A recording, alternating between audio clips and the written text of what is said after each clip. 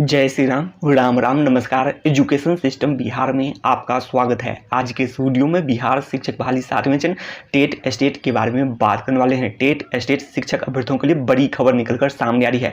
सभी विषय के अभ्यर्थियों के लिए महत्वपूर्ण है। 7वें चरण के सभी टेट स्टेट क्वालिफाइड अभ्यर्थी ध्यान दें। जैसा कि आप लोग हेडलाइन देख रहे होंगे, 7वें चरण में डॉक्यूमेंट वेरिफिकेशन के लिए कौन कौन से डॉक्यूमेंट की जरूरत है, अर्थात डॉक्यूमेंट लिस्ट आप लोग देख सकते हैं। तो इस वीडियो में डॉक्यूमेंट लिस्ट के बारे में बात करने वाले हैं, पूरी जानकारी स्पष्ट करने वाले हैं। 7वें चरण में कौन कौन से डॉक्यूमेंट की जरूरत होगी डॉक्यूमेंट वेरिफिकेशन के लिए। तो यह वीडियो सीटेट बीटेट स्टेट सभी क्वालिफाइड अभ्यर्थियों के लिए महत्वपूर्ण है। खास करके सीटेट बीटेट में क्लास 6 से 8 के जो क्वालिफाइड अभ्यर्थी हैं, अर्थात पेपर 2 जो प्राइमरी में क्वालिफाइड हैं, तो उन सभी अभ्यर्थियों के लिए भी महत्वपूर्ण होने वाला है यह वीडियो। और इसके अलावा माध्यमिक एवं उच्च माध्यमिक शिक्षक अभ्यर्थी स्टेट 2019 के क्वालिफाइड अभ्यर्थी, उन लोगों के लिए भी महत्वपूर्ण है यह वीडियो। तो आप लोग देख रहे होंगे यहाँ पर आज का अपडेट। तो आज के अपडेट पर भी इस वीडियो में बात किए हैं कि डॉक्यूमेंट लिस्ट के अलावा किस किस डॉक्यूमेंट की जरूरत होनी चाहिए, अर्थात ये डॉक्यूमेंट वेरिफिकेशन में लेनी ही चाहिए, अर्थात नियोजन इकाई हो या फिर शिक्षा विभाग हो, इसके द्वारा स्पष्ट कर दिया जाना चाहिए इस डॉक्यूमेंट की जरूरत पड़े। तो आप लोग देख सकते हैं अपडेट में, आज के अपडेट में स्टेट 2019 एप्लीकेशन फॉर्म प्रिंट लेने के संबंध में।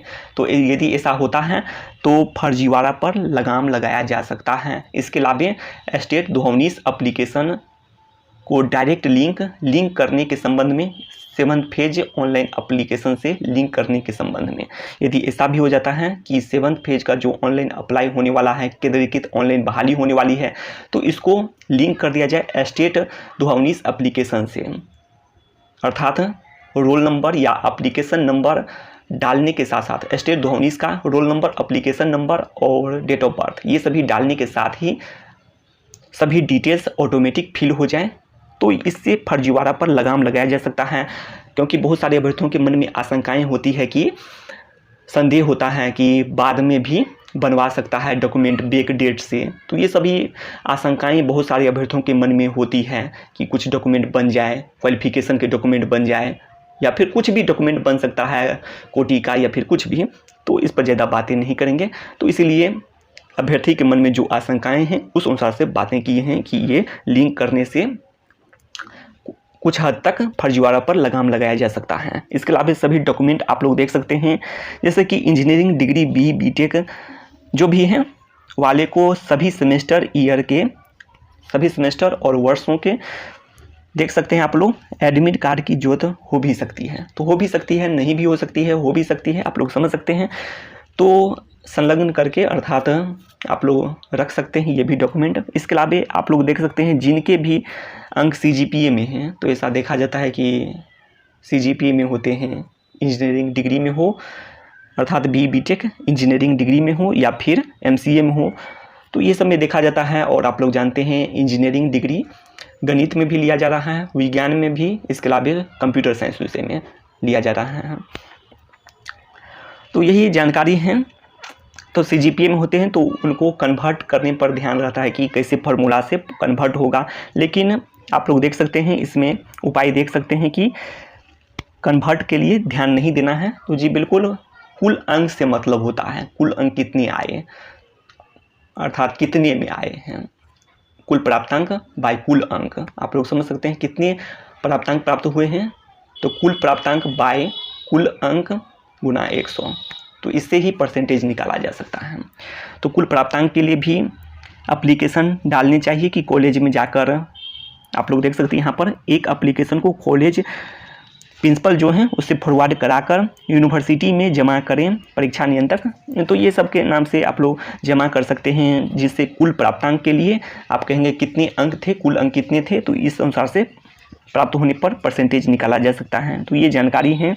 तो फार्मूला आप लोग जानते हैं, फार्मूला से एक्यूरेट परसेंटेज नहीं निकाला जा सकता है, फार्मूला के माध्यम से एक्यूरेट परसेंटेज नहीं निकाला जा सकता है।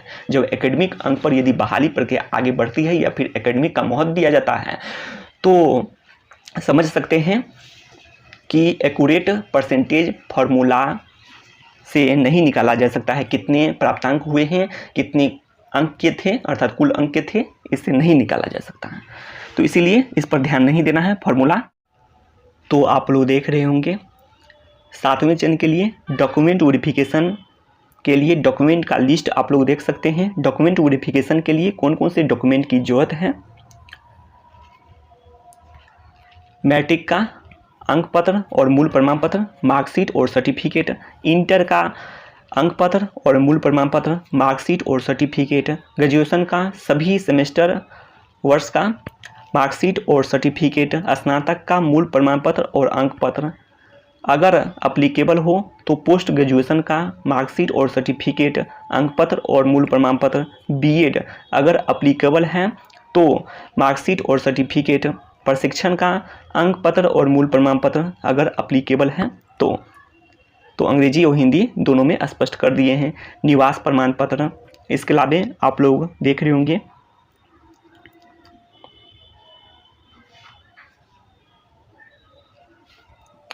जिस भी कोटि से हैं अगर अप्लीकेबल है, जैसे कि जनरल की बात कर लेते हैं तो क्या सर्टिफिकेट की जरूरत है, आप लोग खुद भी कमेंट करके बता सकते हैं। तो अगर अप्लीकेबल है तो कोटि का सर्टिफिकेट। इसके अलावा आप लोग देख रहे होंगे तो यह वीडियो 6 से 8 के जो भी क्वालिफाइड अभ्यर्थी हैं, सीटेट बीटेट क्वालिफाइड अभ्यर्थी हैं, उन सभी अभ्यर्थियों के लिए भी महत्वपूर्ण है। तो जो सीटेट सर्टिफिकेट है, मार्कशीट है, तो आप लोग समझ गए होंगे सीटेट के लिए, बीटेट के लिए, और एस्टेट जो क्वालिफाइड हैं माध्यमिक एवं उच्च माध्यमिक शिक्षक अभ्यर्थी हैं तो उनके लिए एस्टेट का रिजल्ट कार्ड और सर्टिफिकेट जो भी आप लोग समझ सकते हैं। इसके अलावा फ़ोटो, इसके अलावा मेडिकल सर्टिफिकेट, इसके अलावा मेडिकल सर्टिफिकेट कहाँ से बनवाने हैं तो उस समय में स्पष्ट कर देंगे, तो जिले से, हॉस्पिटल से। तो ये अब आगे देख सकते हैं आप लोग करेक्टर सर्टिफिकेट, चरित्र प्रमाण पत्र, इसके अलावा दहेज संबंधी डॉक्यूमेंट, इसके अलावा आप लोग देख सकते हैं एनओसी, नो ऑब्जेक्शन सर्टिफिकेट, अगर किसी ऑफिस में जॉब किए होंगे, प्राइवेट जॉब हो या फिर कोई भी जॉब हो तो वहाँ से आप लोग को एनओसी बनवाने होंगे। अब आगे देख लेते हैं, आप लोग देख सकते हैं यहाँ पे, तो आप लोग समझ गए होंगे एनओसी के लिए जहाँ भी काम किए हैं इससे पहले, इस अनुसार से ऑफिस ही नहीं जहाँ भी काम किए हैं। अब आगे देख सकते हैं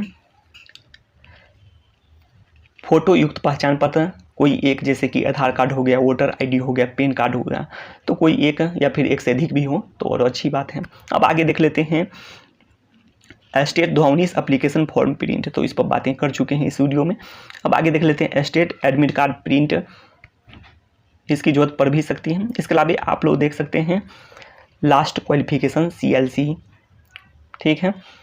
इसके अलावा इंजीनियरिंग डिग्री, तो इंजीनियरिंग डिग्री BTech वालों को सभी सेमेस्टर वर्ष के एडमिट कार्ड, तो एडमिट कार्ड अर्थात प्रवेश पत्र की भी जरूरत हो भी सकती है, तो ये भी हैं आप लोग देख सकते हैं। मार्कशीट सर्टिफिकेट, इसके अलावा ये भी रख सकते हैं। इसके अलावा आप लोग ये देख सकते हैं वैसे अभ्यर्थी जिनके अंक पत्र पर ग्रेड या CGPA अंकित हो, वे सक्षम पदाधिकारी द्वारा प्राप्त अंक अर्थात प्राप्त अंक और कुल अंक संबंधित प्रमाण पत्र अवश्य संलग्न करें। तो इसके लिए क्या करने होंगे बता चुके हैं इस वीडियो में कि एक एप्लीकेशन को कॉलेज के जो प्रिंसिपल हैं इसे फॉरवर्ड कराकर यूनिवर्सिटी में जमा करें परीक्षा नियंत्रक के नाम से। तो इस तरह से आप लोग को प्राप्त हो सकता है। फार्मूला का जो कन्वर्ट पर जो ध्यान देते हैं, CGPA से परसेंटेज, ये सब पर ध्यान नहीं देना है।